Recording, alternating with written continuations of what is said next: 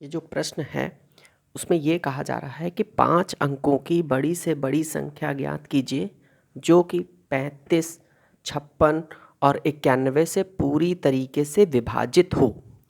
तो ऐसे प्रश्न को हल करने के लिए पहले तो हम जैसे 35 होता है ना, तो 35 के हमने कर लिए फैक्टर, है ना, तो 5 गुणे 7, है ना। 35 के हमने पूरी तरीके से फैक्टर कर लिए तो 5 गुणे 7, और 56 के भी फैक्टर कर लिए तो 2 दूनी 4, 4 दूनी 8, 8 सती 56, और 91 के हम लोगों ने फैक्टर कर लिए तो 7 गुणे 13 मतलब 13 91।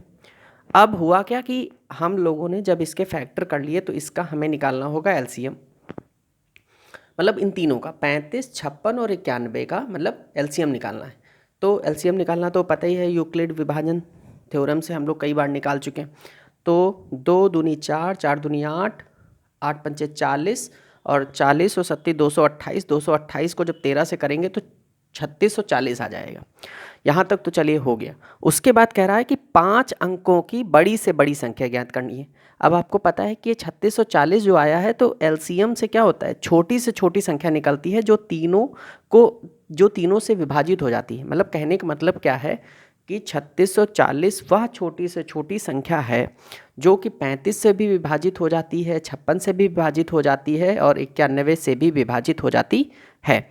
अब हम लोग यहाँ पर ये करेंगे कि ये जो 3640 आया है ना, इससे 5 अंकों की बड़ी से बड़ी संख्या को विभाजित करेंगे। अब 5 अंकों की बड़ी से बड़ी संख्या कौन होगी? 9 लिखेंगे 5 बार, 1 2 3 4 5, और 3640 से इस 5 बार 9 को हम विभाजित करेंगे।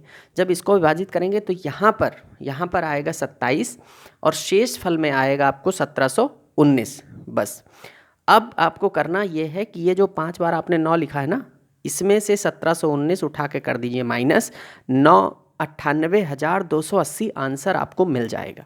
मतलब 98,280 5 अंकों की वो बड़ी से बड़ी संख्या होगी जो कि 35 से, 56 से और 91 से पूरी तरीके से विभाजित हो जाएगी, है ना। तो इसका प्रोसेस ये है कि पहले आप निकालेंगे एलसीएम जो आएगा उससे 5 अंकों की जो सबसे बड़ी संख्या है उसको कर देंगे विभाजित, और बाद में जो रिमाइंडर यानी जो शेषफल आएगा उसको 5 अंकों की बड़ी से बड़ी संख्या से कर देंगे माइनस, बस आंसर मिल जाएगा आपको।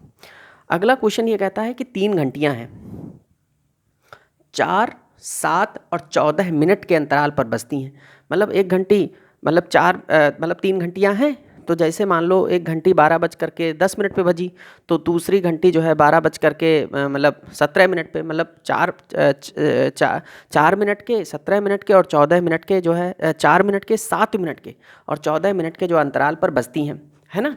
और अगर सबसे पहले वो 6 बजे बजी हैं तो फिर से एक साथ वो तीनों कब बजेंगी, एक साथ वो तीनों जो है वो कब बजेंगी, ये आपको बताना है, ठीक है।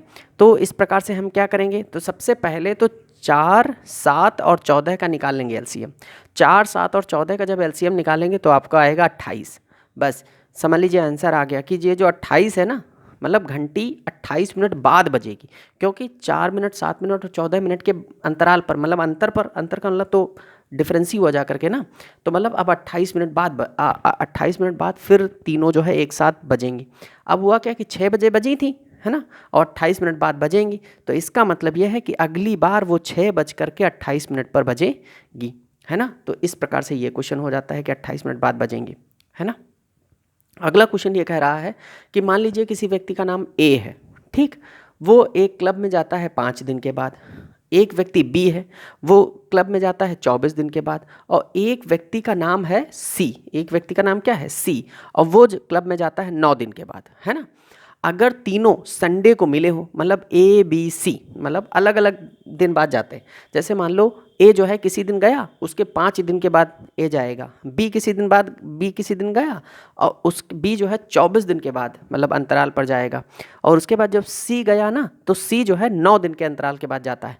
लेकिन तीनों जब अपने अपने अंतराल को ध्यान में रखते हुए तीनों जब गए तो तीनों जो है संडे को मिले, है ना, संडे को तीनों मिल गए। अच्छा, अब ये कहता है कि बताओ अगला दिन कौन सा होगा जब वो तीनों मिलेंगे, है ना। तो भाई संडे को तो मिल लिए, है ना, अब अगला दिन कौन सा होगा जब वो तीनों मिलेंगे आपस में, है कि नहीं। तो इस प्रकार से आपको ये करना है। तो अब देखो कैसे करना है इसको, तो मतलब प्रश्न ये था, अब एलसीएम निकालेंगे हम, तो 5, 9, 5, 24 और 9 का निकालेंगे सबसे पहले एलसीएम। जब आप 5, 9, 24 का लासापा मतलब लासापा निकालेंगे तब आएगा 360। अच्छा, एक सप्ताह में जो दिन होते हैं वो होते हैं आपके कितने, 7। अब 360 को विभाजित कर देंगे 7 से, तो 360 को जब 7 से विभाजित करेंगे तो 51 सही 3/7 आएगा, मतलब 51 सही 3/7 आएगा, है ना। इसका मतलब यह है कि एक साल में 51 सप्ताह होते हैं, मतलब 51 जो होते हैं वो हफ्ते होते हैं और 3 दिन और होते हैं। तो इसका मतलब यह है, हफ्ते का मतलब क्या होता है ना, 7 दिन। तो अगर ये जो 3 दिन है ना, तो 51 तो सप्ताह निकल गए, ये जो 3 दिन है ना यही एक्स्ट्रा है। तो मतलब मान लो संडे है ना, तो संडे को अगर शुरुआत है तो 3 दिन के बाद, मतलब संडे के 3 दिन के बाद मिलेंगे।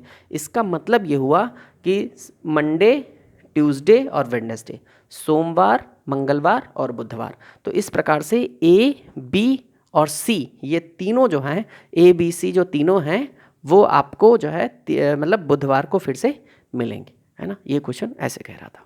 बहुत बहुत धन्यवाद।